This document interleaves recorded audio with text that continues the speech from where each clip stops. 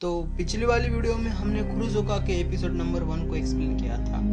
आज हम इसी का एपिसोड 2 एक्सप्लेन करने वाले हैं। तो कहानी की शुरुआत में हमें एक रात का सीन दिखाते हैं जहां एक आदमी कुछ समुराई से लड़ता है। वो उन्हें मार देता है और उनसे उनके पैसे और सामान छीन लेता है। तभी वहां से एक लड़का और लड़की जाते हैं। वो सब ये देख लेते हैं। वो आदमी उनके पीछे आता है और उन दोनों को भी मार देता है। तभी वहाँ ऊंची रैंक के 3-4 समुराई आ जाते हैं, जिन्हें देखकर वो आदमी वहां से भाग जाता है। भागते भागते वो जंगल में पहुंच जाता है जहाँ उसे एक घर दिखाई देता है। तो वो उस घर के अंदर चला जाता है। तभी उसे मित्सु दिखाई देती है। तो वो उसे तलवार दिखाकर कहता है कि मेरा नाम ओकादा निसु है और मुझे खाना चाहिए। और उसके बाद मित्सु उसके लिए खाना बनाने लगती है। तभी ओकादा निसु सोचता है कि ये लड़की कौन है जो मेरे हाथों में तलवार देखकर जरा भी नहीं डरी और मेरे लिए अब खाना भी पका रही है। तभी मित्सु उसे खाना देती है।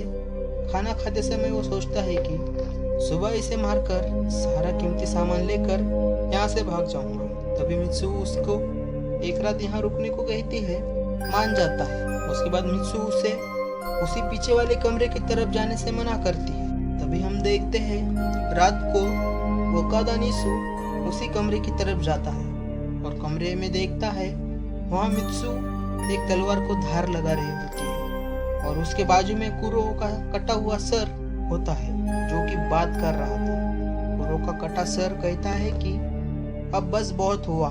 तो मित्सु कहती है कि उसकी किस्मत ही उसे यहाँ तक लाई है, वरना सारा गांव छोड़कर वो यहाँ थोड़ी आता।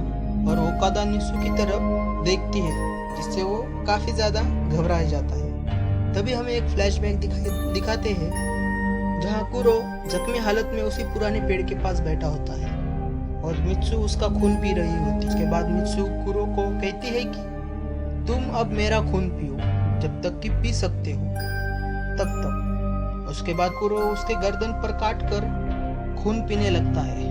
मित्सु को भी काफी अच्छा लगता है और वो कहती है कि पीते रहो जब तक कि मेरा खून पी सको और मेरी जिंदगी तुम्हारी ना हो जाए। उसके बाद कुरो ठीक हो जाता है और उसके घाव भी भर जाते हैं।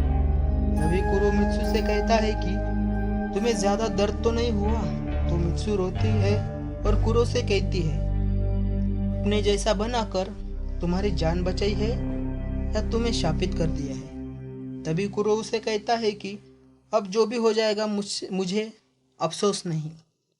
लेकिन तभी अचानक कुरो का सर दर्द करने लगता है और वो जोर जोर से चिल्लाने लगता है। तभी मित्सु उसे कहती है कि मेरे खून की वजह से तुम्हारे शरीर में कुछ प्रतिक्रियाएं हो रही है और कहती है कि ये सबको होती है, बस 1 घंटे के लिए बर्दाश्त करो, फिर सब कुछ ठीक हो जाएगा। लेकिन तभी उसके पीछे एक बड़ा सा वॉरियर आ जाता है और वो कुरो के कंधे पर एक जोरदार वार करता है जिससे कि वो दूर जाकर गिरता है और वो वॉरियर मित्सु के पेट में एक तलवार घुसाकर उसे पेड़ पर लटका देता है। तभी वहां वही मांस वाला आदमी आ जाता है जिसे हमने एपिसोड नंबर 1 में देखा था। वो अपने साथ कुछ और वॉरियर भी लाता है। वो मित्सु के पास जाता है और कहता है कि हम तुम्हें कई सौ सालों से ढूंढ रहे थे और तुम आज जाके हमें मिली हो। अब मैं तुमसे अमरता का राज जानूंगा। और तलवार को उस मित्सु के अंदर दबाने लगता है जिसे मित्सु को काफी दर्द होता है और जोर जोर से चिल्लाने लगती है। तभी कुरो उठता है और उसके घाव भरने लगते हैं। तभी एक वॉरियर उसे कहता है, ये नामुमकिन है, मैंने खुद तुम्हें मरते हुए देखा था। उसके बाद वो मित्सु की तरफ देखता है जो कि पेड़ से लटक रही थी। वो जोर से चिल्लाने लगता है और उसके अंदर की पावर जाग जाती है। उसके बाद वो उन सारे वॉरियर्स को बड़े ही आसानी से मार देता है और मित्सु के पास जाकर उसे नीचे उतारता है।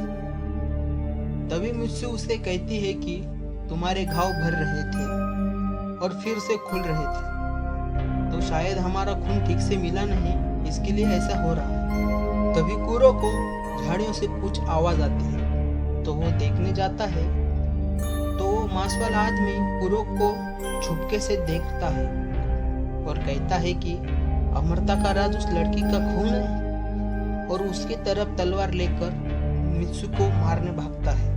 लेकिन तभी कुरो का साथी बेन के उस आदमी का सर काट डालता है।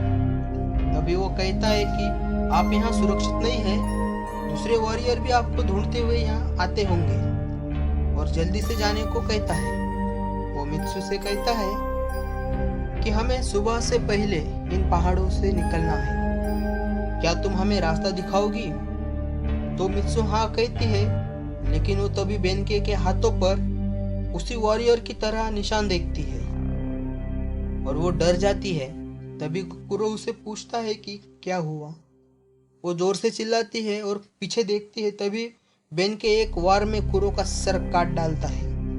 उसके बाद कुरो की आंख खुलती है और वो पुराने पेड़ के पास होता है और कहता है कि मित्सु कहाँ हो तुम, और चलते चलते एक चोटी पर आ जाता है और सामने की तरफ देखता है कि सारा शहर पानी में डूबा है।